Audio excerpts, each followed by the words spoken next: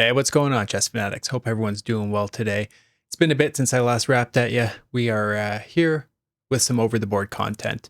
Wound up playing the Lethbridge Open 2025. Took place in early April. Got a couple OTB planned, I think, in the near future as well. So we're going to just go over a quick recap here. I played an opponent who was rated 1644. I'm currently unrated, so I've played. This is my second tournament, technically, although the first one didn't seem to get uploaded, so I still have no real provisional rating. But that is kind of besides the point at this point. So, opponent rated 1644.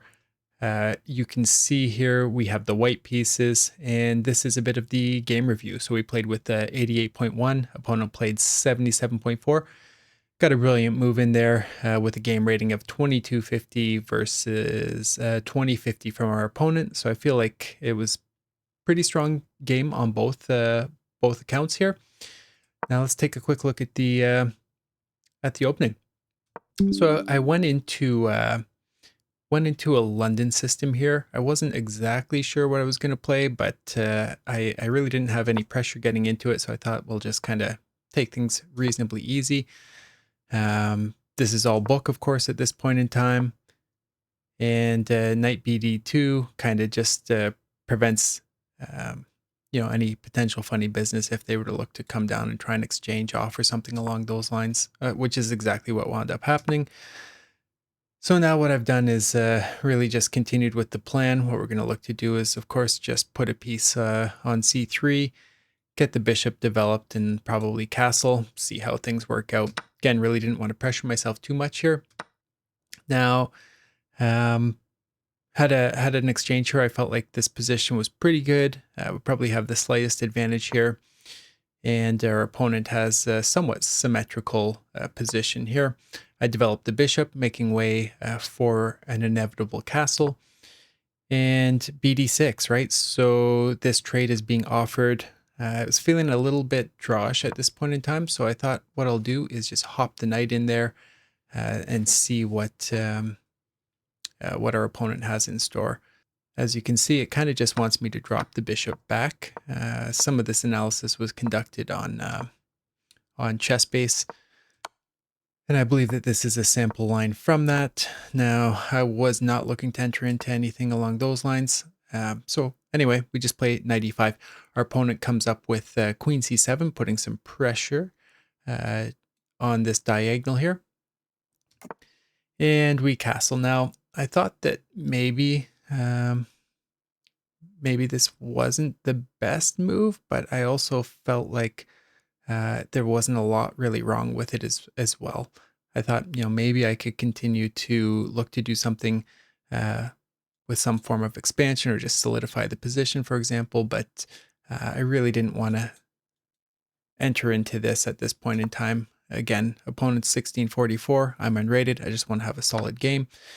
But this is kind of forced the way that I see it. I have to take here. Ultimately, if they didn't capture back, of course, I would take with check, and it wouldn't be great for our opponent here. So opponent just winds up kind of doing exactly what we thought. All this seems very forced, and now I'm able to finally complete what I'll say the London system traditionally is, right, where you have this nice little kind of pyramid shape here.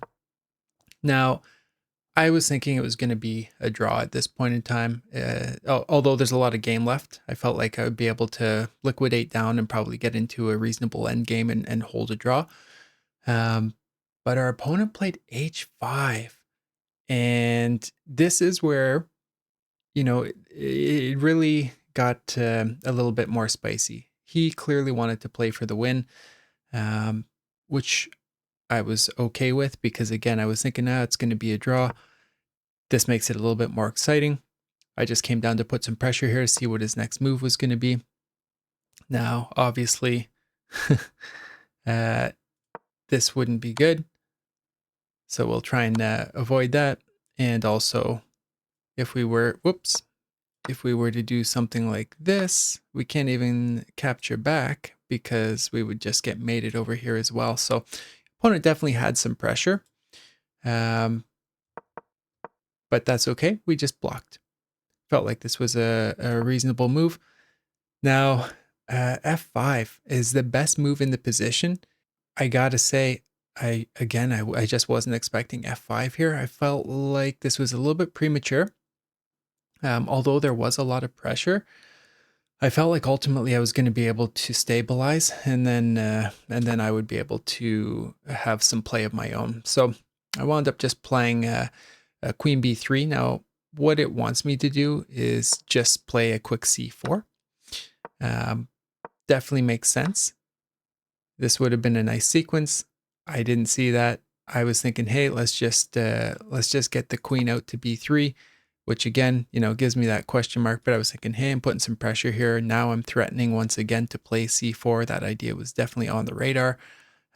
My move order was just slightly different.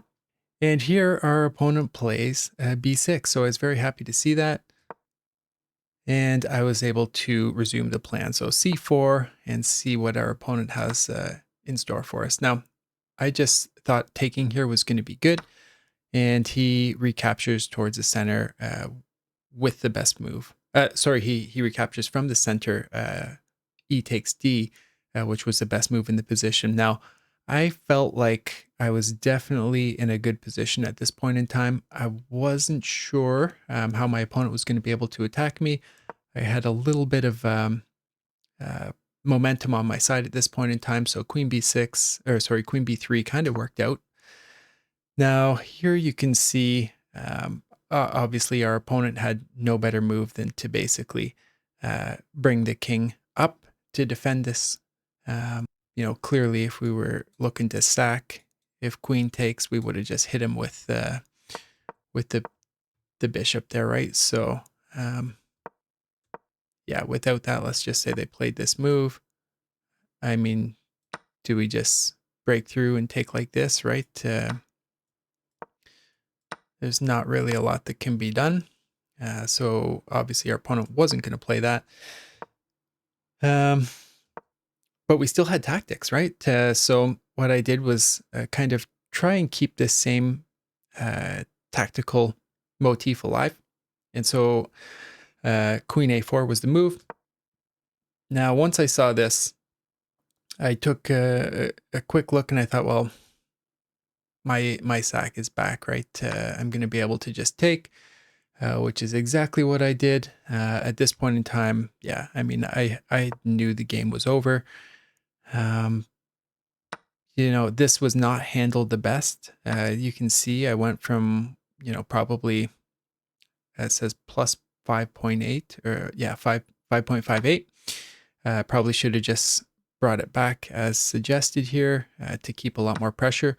But my thoughts were that I would be able to bring the bishop up. I'm threatening some discovered checks here. And I was going to double up the rook. So I felt like, let's just get into an end game where I'm definitely, 9 times out of 10, going to win this position. Started cleaning up some pawns here. So I think all of this was pretty good. And rook h6 here, I thought was interesting because I was going to take here and did. And now he's kind of entered into this pin, and there's no real way for him to check and have some form of discovery on my rook. So I felt like, hey, this is just a good position. Check him, and now I had this nice move here, a4, just solidifying everything. And my thoughts were that he would capture en passant, and then I would capture back and still get the same position. So as you can see, that's exactly what happened. Now the computer does want me to just chill on that and actually play h4, but I felt like there's no real way for our opponent to do anything of substance here. They could take a pawn or maybe try and wedge a pawn down in here, but he's not going to be able to get to an open file and mate me. So takes, and here I just played pawn check. Now probably not the most accurate endgame play, I'll say in general, but it was certainly good enough. So I just continued to check. Now I get the bishop here and threaten an eventual checkmate. And rook c7. Now it's saying just take. Again, you know, still totally winning position. Now our opponent goes the wrong way here, and I was very happy to see this because it led to an absolutely beautiful finish where I was just able to push a7. And, you know, if takes, we've just got promotion to a queen and the game was over. So that's kind of how the game finished. I was happy with the start. So 1 out of 1 with an opponent 1644 should be decent for whenever I get my provisional rating. Definitely looking forward to seeing how that goes. But I would really encourage people who have not played over the board to just get out there and play a game or two. It's an absolute blast. Yeah, if you do happen to play any OTB games, feel free to reach out. Let me know how you've done, and let me know if you like these types of OTB recaps. This is certainly something that is pretty new to me, but yeah, that's all I got for today, guys. Thanks a lot. I'll see you tomorrow.